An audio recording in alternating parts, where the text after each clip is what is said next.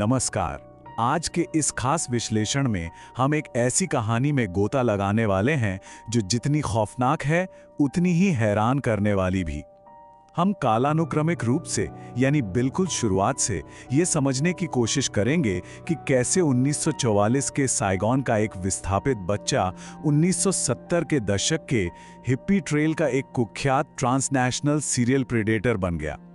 जी हां, हम बात कर रहे हैं चार्ल्स शोबराज की। यहां हम केवल कुछ घटनाओं की लिस्ट नहीं देखेंगे, बल्कि उन मनोवैज्ञानिक रणनीतियों और सिस्टम की उन बड़ी कमियों को डिकोड करेंगे जिन्होंने उसे इतने लंबे समय तक दुनिया की आंखों में धूल झोंकने की आजादी दी। तो चलिए शुरू करते हैं। इस पूरी कहानी की गहराई को समझने के लिए सबसे पहले हमें इस इंसान की मानसिकता को समझना होगा, और इसके लिए शोबराज का पीछा करने वाले डच राजनयिक हरमन निपेनबर्ग का ये क्लिनिकल असेसमेंट बिल्कुल सटीक बैठता है। वो कहते हैं शोबराज पूरी तरह से एक साइकोपैथ है। ये महज कोई टिप्पणी नहीं है, बल्कि ये उस मनोवैज्ञानिक ढांचे की नींव है जिस पर शोबराज ने अपने अपराधों की पूरी इमारत खड़ी कर दी थी। वो कोई आम अपराधी नहीं था, वो एक ऐसा इंसान था जिसके भीतर सहानुभूति नाम की कोई चीज बची ही नहीं थी। भाग 1, विस्थापन का शिल्पकार। चलिए उसके शुरुआती जीवन पर एक नजर डालते हैं। जरा इस टाइमलाइन पर गौर करें। शोबराज का जन्म 1944 में फ्रेंच इंडो चीन के साइगोन में हुआ था। शुरुआत से ही उसकी जिंदगी उथल-पुथल भरी रही। 1963 आते आते जब वो पेरिस की सड़कों पर था, तब उसे पहली बार जेल जाना पड़ा। लेकिन सोचने वाली बात यह है कि जेल उसके लिए कोई सजा नहीं, बल्कि एक ट्रेनिंग ग्राउंड बन गई। वहीं उसने सीखा कि सिस्टम की खामियों का अपने फायदे के लिए कैसे इस्तेमाल किया जाता है। और फिर 1970 के आते आते वो एक बहुत बड़ा क्रिमिनल नेटवर्क खड़ा करने के इरादे से भारत पहुंच गया। इसके पीछे की मनोविज्ञान को समझना बहुत जरूरी है। बचपन ने उसके भारतीय पिता ने उसे अपनाने से इनकार कर दिया था। इस ठुकराए जाने ने उसके भीतर एक स्टेटलेस या कहीं का भी ना होने की गहरी भावना पैदा कर दी। इस विखंडन ने उसके मन में किसी भी तरह की सत्ता या सिस्टम के प्रति एक भयंकर आक्रोश भर दिया। और मजे की बात देखिए, इसी ने उसे एक सांप जैसी खूबी दी, यानी किसी भी माहौल में ढल जाने और किसी को भी धोखा देने की गजब की क्षमता। भाग 2, हिप्पी ट्रेल का शिकार। अब चलते हैं उस दौर में जिसने उसे फलने फूलने का मौका दिया। 1970 के दशक की कल्पना करें।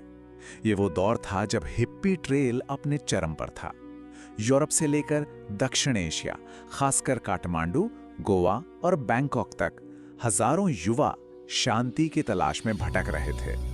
ये वो यात्री थे जो अपने घरों से दूर थे, जिनके पास अच्छी खासी नकदी और कई देशों के बेहद कीमती पासपोर्ट होते थे। इस पूरे हिप्पी कल्चर में अजनबियों पर बिना सोचे समझे भरोसा करने का चलन था, और सच कहूं तो एक शिकारी के लिए ये एक परफेक्ट और सबसे कमजोर शिकारगाह था। इस टेबल को देखिए, ये उसके दिमाग का एक कच्चा चिट्ठा है। अगर हेयर साइकोपैथी चेकलिस्ट से उसे परखें तो रोंगटे खड़े करने वाली सच्चाई सामने आती है। सबसे पहले सोशल कैमोफ्लेज। वो खुद को एक बहुत ही अमीर और शरीफ रत्न व्यापारी के रूप में पेश करता था, किसी को शक ही नहीं होता था। दूसरा, सहानुभूति की पूर्ण कमी। वो अपने शिकार को इंसान मानता ही नहीं था, उसके लिए वे बस इस्तेमाल किए जाने वाले कमजोर खानाबदोश थे। और सबसे खतरनाक थी उसकी आत्ममुग्धता। उसे सच में लगता था कि वो आम लोगों के बनाए कानूनों और नैतिकता से बहुत ऊपर की चीज है। भाग 3, हेर फेर की शारीरिक रचना। देखते हैं कि वो लोगों को कैसे अपने इशारों पर नचाता था। शोबराज कभी अकेले काम नहीं करता था, लेकिन वो अपने साथियों को महज मोहरों की तरह इस्तेमाल करता था।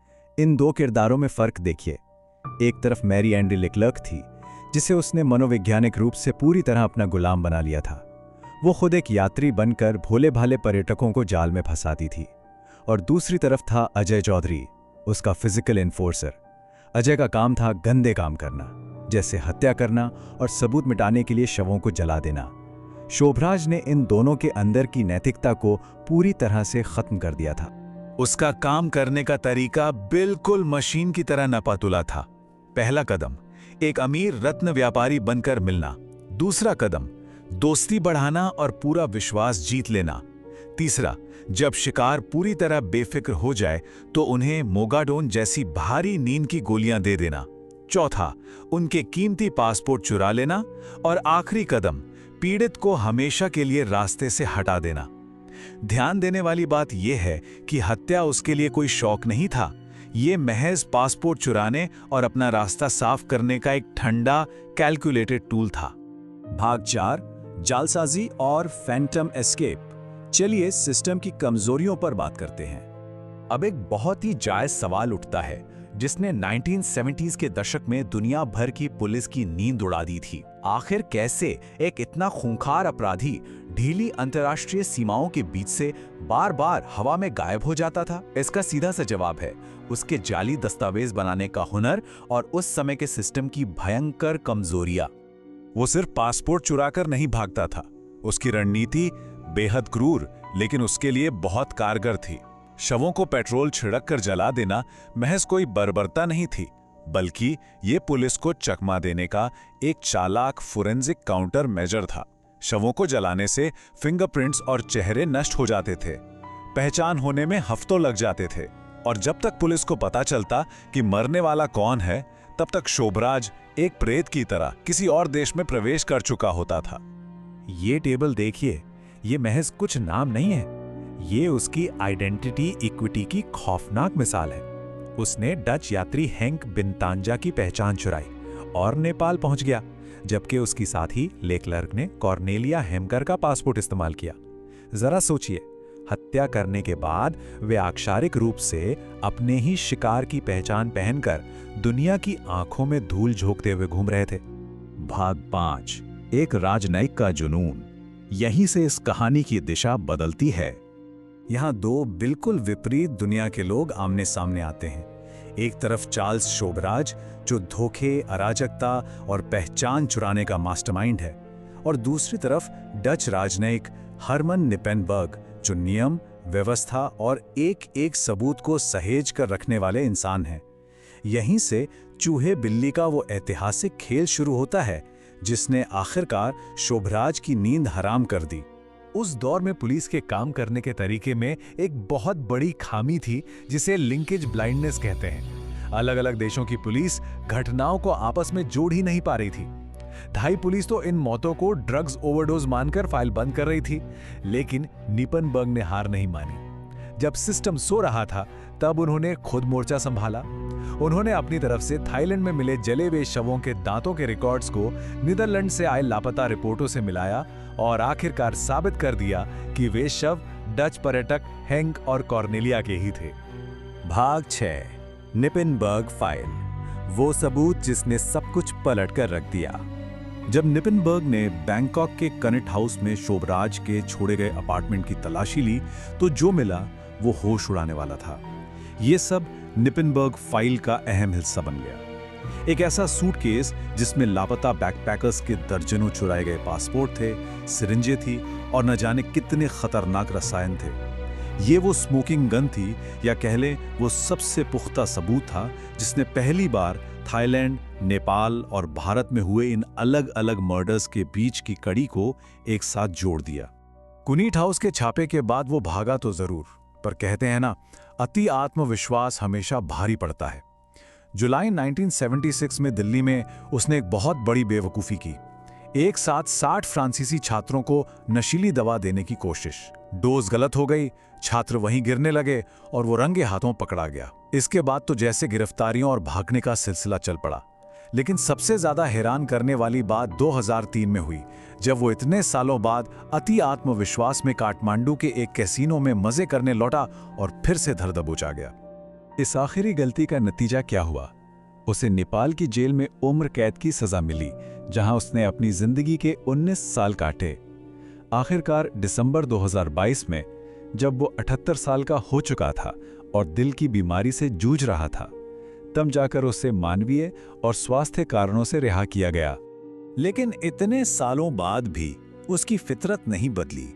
मीडिया के साथ खेलने की उसकी आदत बरकरार रही। 1970 के दशक में उसने पत्रकारों के सामने बड़े ही ठंडे दिमाग से अपनी हत्याओं को द क्लीनिंग्स यानी सफाई का नाम दिया था। लेकिन बाद में और अपनी रिहाई के वक्त वो पूरी तरह से पलट गया और रट लगा ली कि मैंने एक भी व्यक्ति की हत्या नहीं की। अपने ही बयानों को सुविधा के अनुसार बदल लेना ये एक साइकोपैथ की बहुत ही क्लासिक निशानी है। पर कहानी अभी पूरी तरह खत्म नहीं हुई है। एक बहुत बड़ा रहस्य आज भी अनसुलझा है।